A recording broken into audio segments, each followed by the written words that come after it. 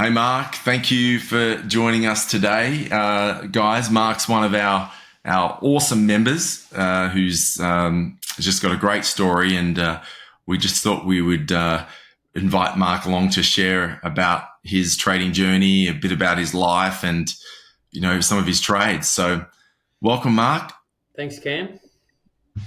Good to see you, mate. Before we start, just tell us a little bit about yourself and your background, because it's really interesting. I think it'd be great for our members and other people who are listening to hear about you. Yeah, cool. Yeah, okay. Well, so I guess I'll first start off because the story leads into probably what I do now. So I'm an Aboriginal person from central New South Wales, the Wiradjuri people. So another name that people are probably familiar with is probably Mudgee or Bathurst, Orange. So around that area or country is where my ancestors are from. Yes. I've been working, I guess, so I started working in Wollongong. That's where I grew up. And then I transitioned over to Western Australia in the iron ore mines there. And I was FIFO for about 10, 11 years. Yes. Over in WA, they're super inclusive. And they've just got, they're really inclusive with the Aboriginal people. And I actually won BHP Indigenous of the Year Award for 2022, BHP.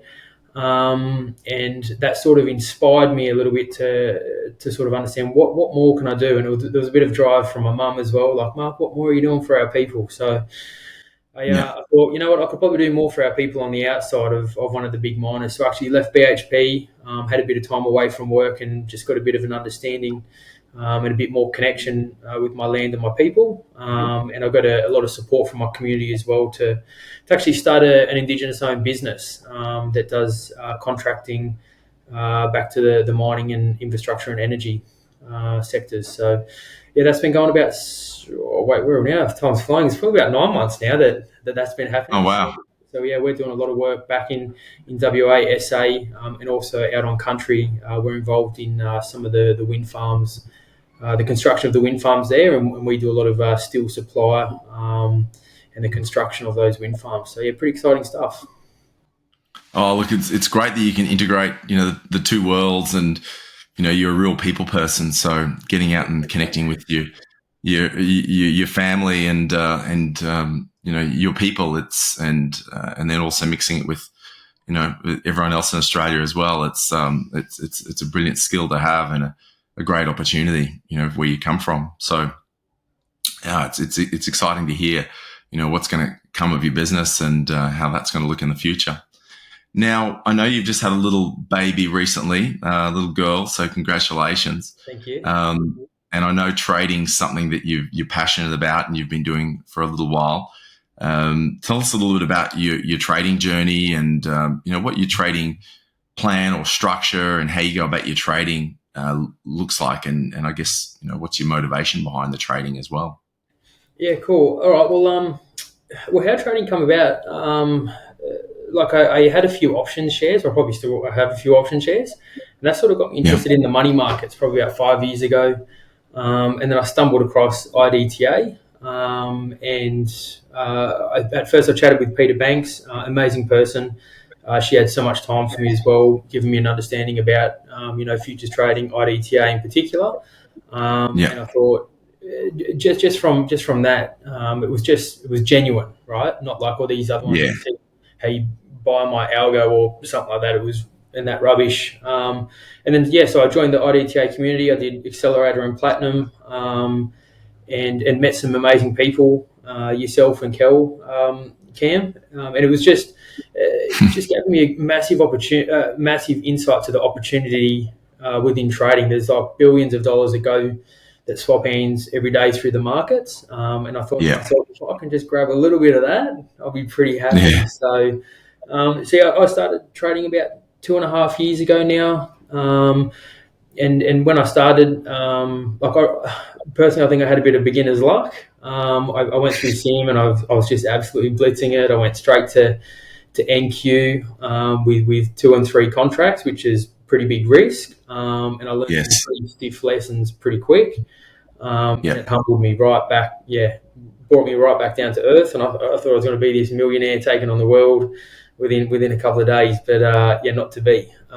Which is good. I didn't really have too much of a plan. Again, it was just that beginner's luck. So Yeah. and from that, I thought, I'm seeing all these amazing traders and hearing all their stories in the live trading rooms and through Accelerator and whatnot, and I thought, like, what is it? Or what are all these people? How are these people doing it? And then it sort of opened my eyes.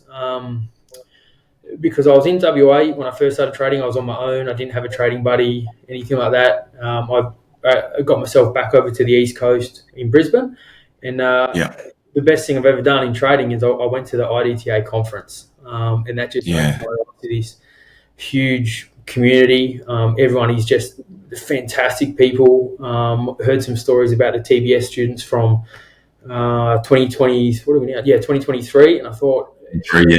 these guys are awesome. I was like, I want to know more about this TBS, which is Trading Business School. And by the end of the 2-day conference, I actually think I said it on the loudspeaker on the microphone. Peter signed me up for TBS, and she's like, "Yeah, sweet." And within 2 days or 48 hours, I was signed up to TBS, and that's just been a game changer for my trading. I now have this super simple plan. It's profitable. I have stats on it. I do reports on it with Ingler Monthly, and yeah, just that insight, and I guess those intensive sessions that we do during TBS is the absolute game changer for market context and understanding all about the market, why it goes to where it does, and then why all of a sudden it just turns around and goes the other way. It now makes complete sense. Yeah.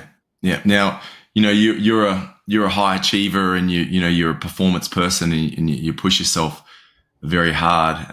You talked earlier in before, you were saying how you probably put too much risk into the market when you first started, and you came a bit unstuck after you had some beginner's luck.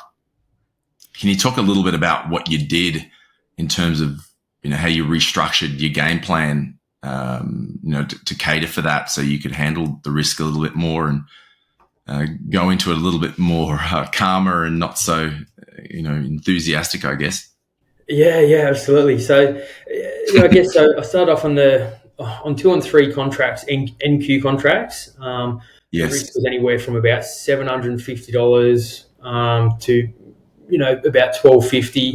And that, when I first started, I was like, that's okay, right? But when you have a couple of those in a row or in the same week, you kind of look and you go, damn, like I'm down nearly $3,000 US dollars this week, and you're like, all right, that hurts. And Yeah. the psychology piece that comes with it is something Yeah. I had no idea that existed. And I just thought, no worries, I'll get it back, or I'll revenge trade and I'll get it back.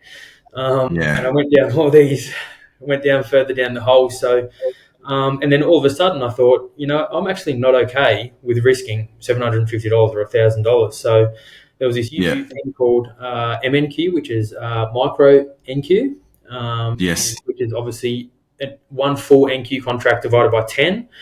And it just made so much more sense to understand your plan first while risking smaller amounts of money to gain that confidence. So what I did, and this is when I started TBS this year in January, I went, okay, cool. I'm going to start my account with $3,000, which allowed me to do 3 MNQ contracts. Yeah. So generally the risk profile, so one tick is 50 cents per contract. Yes. And Yes. 3 contracts, $1.50. So roughly 40 ticks of risk is $60 worth of risk. So, and that was generally the risk on the euros at the time. It was a bit bigger in the US close. So if it was, the risk was, getting up towards the 70, 80s, I'd pull it back to 2 contracts just so I'll sit within that $60 to $80 worth of risk. And it was so comfortable. Like, and I thought, okay, look, if you lose a trade, like, that's all right. Like, just, that's an afternoon, 4 or 5 pints, right? Like at the pub. So I just tried to compare it to things like, and try and make the psychology of it okay. And because it's, I guess, you're investing in a plan or investing in your future, Yeah. spend a bit of money to invest in the education, the plan, and everything that goes with it. So yeah, started on the 3 MQ contracts, the $60 to $80 worth of risk. It took me probably 3 months to figure out my true plan. Like I'm now on version. It says here version 2. I've got it here on my keyboard. I don't know if you'll be able to see that, but that's my entire trading plan. Yeah, we can. Yep. Yeah. It's picking it up. So yeah, if anyone wants to Can't screenshot read that, your it's writing. pretty simple. So it took me about 3 or 4 months to figure that out, and that was like a lot of training with yourself, Cam, Johnny, and Danny as well. Also Ingela with the reporting. So about 3 or 4 months went into that to literally. Originally, I had this plan that was 2 pages long, and it took 2 months to actually rip everything out of it because it was just not tested. It wasn't high probability. So this is my high probability plan, which I think is about 76 or 77% strike rate at the moment. And also my average win is a lot bigger than my average loss at the moment. So it's incredibly profitable, even on 3 MNQ contracts. Yeah. So the plan was every time I sort of went from 3,000 to 4,000, I step up one contract. So I go to 4 MNQ contracts, obviously then 5. Yeah. And because you're sort of in that barrier from 5,000 to $10,000, it's a more of a psychology piece going, okay, well, do I go straight from 5 MNQ contracts to one contract, or do I balance it out? So I got to 5 MNQ contracts. So risk is anywhere from 120 to about $160.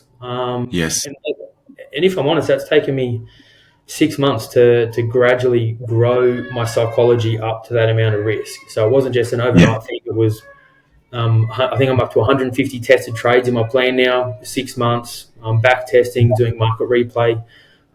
So now I'm at the point now, if risk is under 60 ticks, I do one full NQ contract. And if it's over 60 ticks, I do 5 MNQ contracts, just so it balances out now to about in between that $200 and $300, which I'm totally comfortable with. I don't mind sitting in a trade for half an hour with it. If I lose, I'm still confident to get back on the horse and go again. It's very wise, those words, Mark, of going back into micro, because you're feeling more comfortable with trading and you can accept the losses a lot greater that way. Absolutely. Even in August, Cam. August. I just did my report for August, and I remember it so vividly because it was before our intensive TBS on the Gold Coast. And it was with the really high volatility that week. And I was super excited. I was like, some great opportunities are coming. I was on the 5. I just stepped up to the 5 MNQ contracts, and every time in my head, every time I step up a contract or change something in my plan, like my psychologist say, expect to lose the first trade. It always happens. So I got disappointed, and what happened was, so I took on this trade. It was about 140 ticks. I'm like, it's okay. Like, it's still within tolerance. It was about $300 or something like that. And I was like, yeah, that's okay. But we've prepared for this over the last 6 months. So I lose the trade, and it goes down, takes me out by not much, goes down, it retests a buy zone. And I thought, great, I've been training for this. So I got back in the trade, and I got in a much better spot as well. And it mucked around for about 3 or 4 minutes, and I started feeling a bit of pressure. And what I did, I pulled my target down, and I sort of restricted myself. The trade, and I only took about 40 ticks out of it, and the trade ended up going all the way through my target. I would have got everything from that trade back, plus a little bit more. So, which what I've just talked about is that's not what I should be doing. You've got to get back on the horse. You've got to trust the process.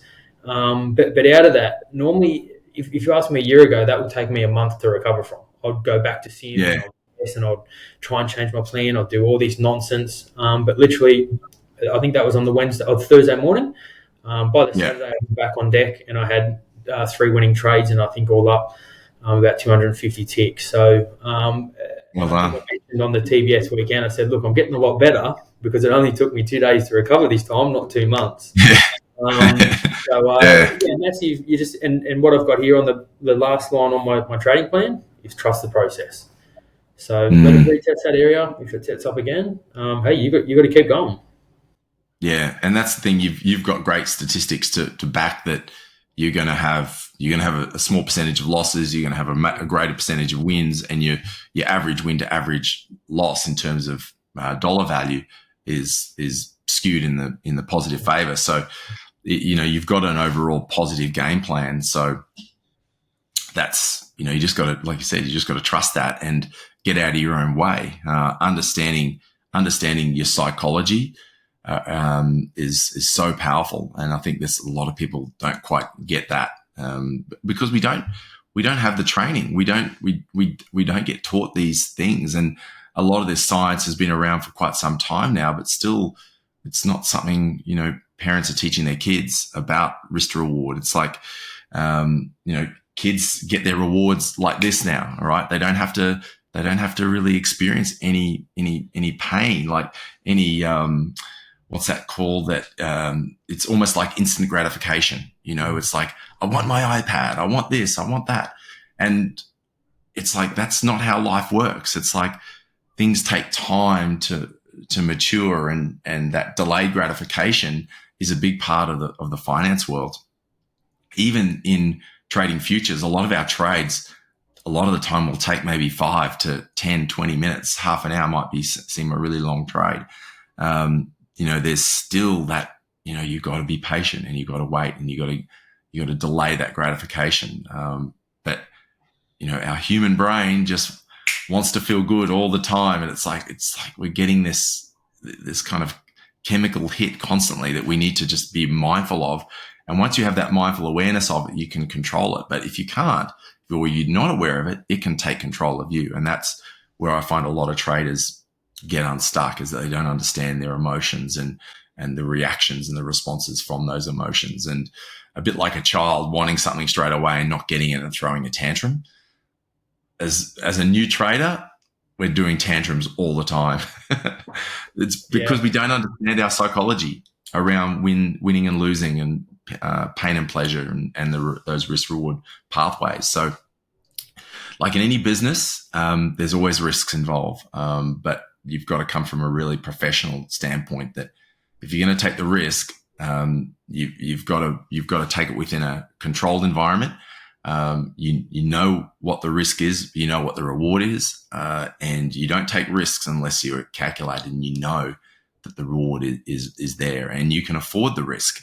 A lot of people get into trades and they can't afford the risk, and that's what creates a lot of the pain and the problems after that, is that they really can't afford to lose that money, and they overtrade, and they make mistakes that way psychologically. So. Yeah. So, Mark, do you want to show us some of your trades recently? Yeah, I haven't traded much of September. Obviously, you mentioned the bub come along on the 30th of August. There's not much to show for September. And I guess reason being, and I'll share why. Look, I have been up at night or in the morning when the US close has been on. But I've either been incredibly tired, or I've got a baby in one arm, and I think there's probably a better time and place to trade than trying to manage it all. So that's the reason why I haven't traded much or at all really in September. So I've just picked this one out from August. No, it was September. This is right early on. Sorry. All right, I'll talk through it. So, usually I have my trading plan written up the top here. So, I'll talk through my trading plan because it goes pretty quick. So it's either a buy or sell zone. We've got here, which is this yellow highlighted box, is a sell zone. Yep. So we've got 15 or 30-minute alignment, which we do. So this is a 15-minute chart. You can see up there. So there's 15-minute alignment. It's weakening and it's starting to turn around. And also a 30-minute alignment, which is even better. It's just more confluence. Yeah, I do have confluence for fibs and brick walls. On this one, there's no brick walls or fibs in particular, but that's okay. It doesn't need to meet every single one of these. It's just if it's a really strong case for the rest of them, and also look for heavier rejection. In this case, look, there's probably not a great deal of heavier rejection here on the actual trade I took, but on the previous sort of run up from a few hours back on the 30-minute chart here, you can see that there's a bit of heavier rejection. So that's sort of telling me that the sellers don't want the buyers to go any higher, and if they come back, we're going to smack them down again. Yeah. The last part on my trading plan is a double top or double bottom. So you can see this shape here. It's tested this area Yeah. once before, and it's got whacked down. It's come back up. It's created like a double top, almost like a bit of an inverted, a bit of a V, and it's whacked it back down. So I think, let me try and draw on it here if I can. So that's obviously, yeah. So that is one of the tops, and again, and it also does it on the 30 as well, which is that just gives me a lot more confidence. Oh, and you can even see it on the 5 as well, really cool. So you can see how it's just tested this area, and it's just pushed it back down. So what I'll do, I'll get out of that. So it's a bit clearer. So what I did here, so we've got the sell zone, 15 and 30 minute alignment. We've got the double top, and we've got a failed breakout as well. So it's going to break out. The sellers said, nope, you're going back down. So yes. for that confirmation there, you can see my entry right there. Yeah, I can see that. So you've sold how many contracts there? So that was on 5 MNQ contracts, and so my risk was 88. So let me do that in terms of, so 88 times 5. 88 times 5 is...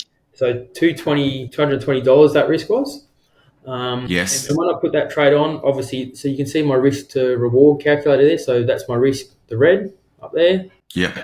And the profit target down here is the green line there. So that's where my stop was. Obviously, that's where my target was. And in my head, I'd do that before I enter the trade. I'm like, okay, cool. This is going to be $220. Am I okay to do this? I'm feeling good. It aligns with my plan. All right, cool. Let's have a go. So we've entered the trade here. Look, you can even see a green candle there, right? So you can sort of think, oh, is the market going back up here on the 5-minute chart? And so if if I'm a bit unsure, I go one chart up, and this is some good advice from Johnny Freeman. So go one chart up. I look at the 15-minute. I go, no way, that's going down. So I go again. Yeah. No way. Look at the 30. That's going down. Or as soon as it broke out 30, it's weakening, and it looks like the sellers are going to take over. So and how much was that trade worth? $220. So it's obviously the 1-to-1, and it went climactic 1-to-1. $220. Thanks for coming. So it went a fair bit more, but in hindsight, I could have put my target out here, but that's not my plan. That's not my trading plan. It's 1-to-1. And I also would have had probably at the 50 if I was mapping it out in a range, which I'm just starting to refine some of my execution at the moment now that I sit in trades a bit longer. Yeah, you don't need to overdo it, do you? You know, one good trade, one good target, a reasonable, moderate target is all you need, and come back the next day and see what happens. Yeah, so look, when I'm trading, like in some of these reports I've done with the Trade Watch with Ingler in the TBS, right? So we go and break all our stats down into weekly percentages and all the rest of it. And on my best performing months, I've taken at least like a lesser amount of trades. Like on my best month, I think I took 18 trades, or 18 or 19 trades. I think my win-loss ratio was about 75 roughly. And I was on 3 MNQ contracts that month, and I made $1,999 US. That's pretty amazing. Yeah, absolutely. So if you talk about like, and my goal is to eventually get to 3 full MNQ contracts again, but with the right plan and with the right psychology, so I don't get a bit mentally hurt again. And so to put that into perspective of that, I don't need to change anything in my plan. I just need to scale up, stick to my plan, trust the process, and that could be $10,000 US a month, taking 18 or 19 trades. Yeah. Well, you're risking, as your account increases in value, every trade you're risking the same percentage, right? Even though it might be more in dollar value, it's still a percentage of your trading account. So if you just stay true to the numbers, very much stay logical and rational, because it is, at the end of the day, it is around mathematics, and the numbers don't lie. If you can just trust the numbers and get out of your own way psychologically, you should see an increasing account as time goes on. No, that's awesome. Thanks, Mark. Well, Mark, I know we could talk for hours about trading. I know you and I, we could get Yeah, we could go on we do. forever. But hey, thanks so much for sharing your wisdom and your journey with us, and really look forward to meeting you again and interviewing you again about maybe a few months' time about how the journey's going. Yeah, absolutely. It'll be a good test. So everything that I've said here today, let's see if I'm still stepping up those contracts and adjusting to that risk profile. So yeah, that's that'll be my challenge now. Yeah, it's our longitudinal study, right? Yeah. Thanks so much, Cam, and yeah, thanks for having me. Thanks, Mark. Bye, mate.